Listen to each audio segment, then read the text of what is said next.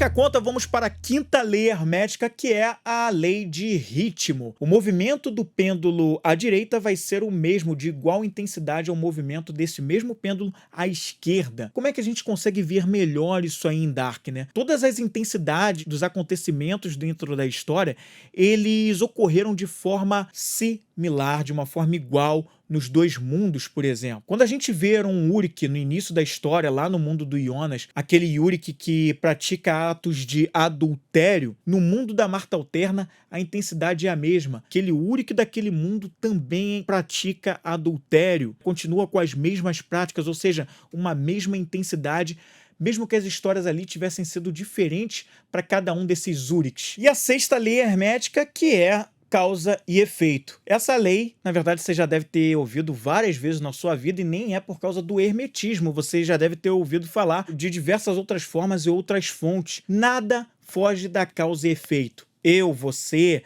qualquer outra pessoa, a natureza, ninguém foge da causa e do efeito. Tudo que a gente faz tem uma consequência. E em Dark a gente pode ver isso na história milhares de vezes.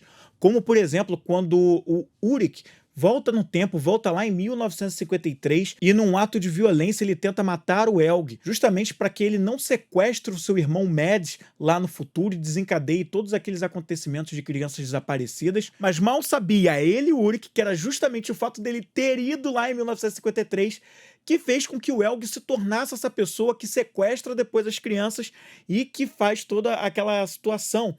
O fato do Helg ter aparecido num porão, ter sido depois levado pelo Noah, só pôde acontecer porque o Uruk deixou o Helg dentro de um porão e, na verdade, ele acreditando que o Helg estava morto, foi o que proporcionou que o Helg depois, no futuro, viesse a se tornar um ajudante do Noah para sequestrar crianças na máquina do tempo e aí causasse a morte de cada uma delas. E a gente pode ver também quando o Jonas volta no tempo, depois de todas aquelas voltas temporais que ele fez, e vai a 2019 tentando evitar o suicídio do próprio pai.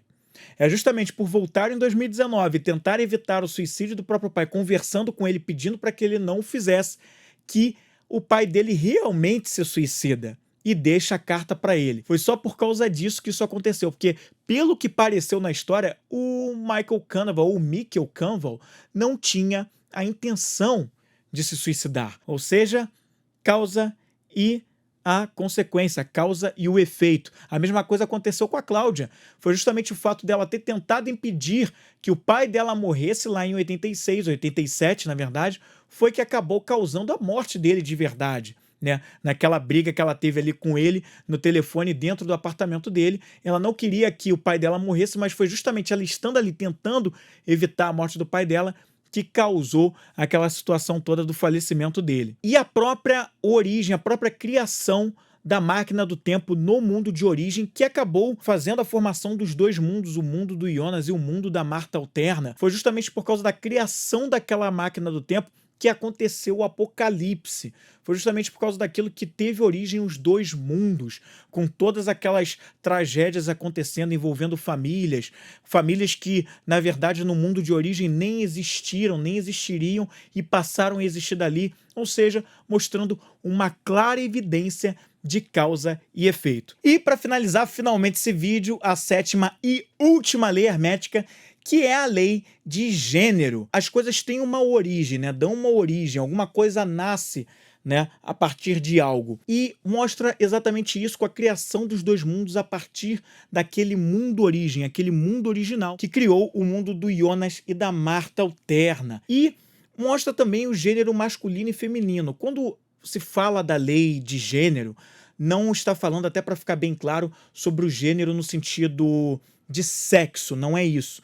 Mas tudo, segundo essa lei, tem o seu princípio masculino e o seu princípio feminino. O sexo é só mais uma das coisas que a gente coloca o nome gênero e que simboliza essa questão de um polo positivo encontrando o polo negativo para dar origem a alguma coisa.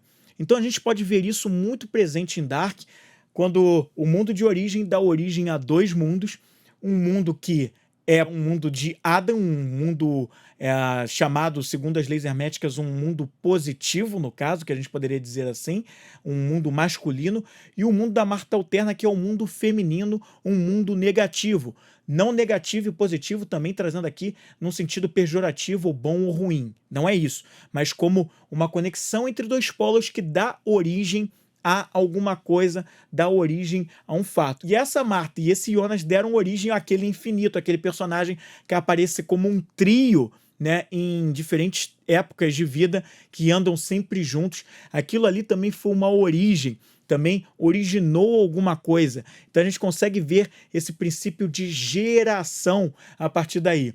E o mais curioso, Marta e Jonas adolescentes, o Jonas adolescente do mundo dele lá, que a gente sempre viu, e a Marta alterna, que no final se juntam e dão origem ao mundo origem. É muito louco, né? Porque foi justamente aquele ato deles aparecerem para o filho do Dr. Tannhaus lá em 86, aliás, em 74, que evita que o filho do Dr. Tannhaus morra naquele trágico acidente, e aí o Dr. Tannhaus não cria a máquina do tempo, não dá origem aos dois mundos, e aí tudo fica somente com o mundo de origem, que era o sacrifício que eles deveriam fazer para que as coisas não voltassem a se repetir.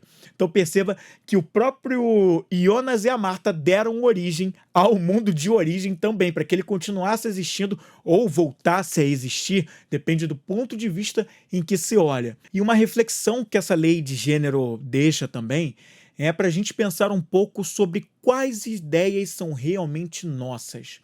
Quais ideias são fecundadas só por nós mesmos dentro da nossa mente? E quais são aquelas que realmente implementam na gente e a gente simplesmente faz porque alguém mandou, porque alguém pediu, porque a gente acha que vai agradar a alguém? A gente vê esse fato presente em vários momentos na série, né?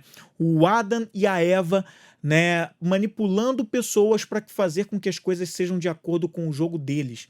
E aquelas pessoas ficam ali cegas tentando cumprir os próprios objetivos, mas seguindo as ideias de alguém que diz para eles o que fazer. Tem até uma cena que eu até ri muito, que foi quando o Jonas está com a Marta mais velha lá no mundo alternativo, mundo B, e ele fala: eu tô cansado de seguir as pessoas, que as pessoas falam, toda hora eu tenho que fazer alguma coisa que alguém pede. Exatamente, ele refletindo sobre essa coisa de que qual ideia é dele? Qual ideia ele segue por ele mesmo? Ele coloca em prática por ele mesmo.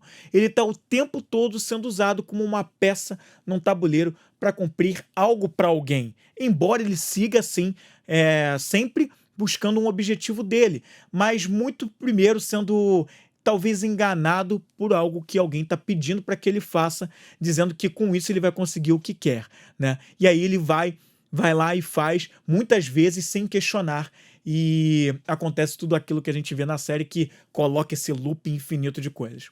Mas então era isso que eu queria trazer nesse vídeo, trazer um pouquinho da filosofia hermética. Se você não conhece, eu te aconselho a pesquisar, se ficou curioso sobre o assunto. Você pode começar pelo livro O Kybalion, que é um livro muito interessante, onde eu pude estudar bastante e pegar desses conceitos para compartilhar com você aqui nesse vídeo. Inclusive, o livro O Kybalion aparece em uma cena na série, quando a Elizabeth, lá na primeira ou na segunda temporada, está folheando alguns livros, e entre eles aparece o Kybalion. É uma referência bem legal se você quiser se aprofundar na questão do assunto da filosofia hermética. Vai lá e dá uma olhadinha. Então, se inscreva aqui no canal, deixa a tua curtida, compartilha com pessoas que você acha que vai ser legal, outros fãs de Dark ou pessoas que podem crescer com esse conteúdo. Continua me acompanhando e a gente volta com o próximo podcast. Eu espero que você tenha gostado desse vídeo e em breve com muito mais.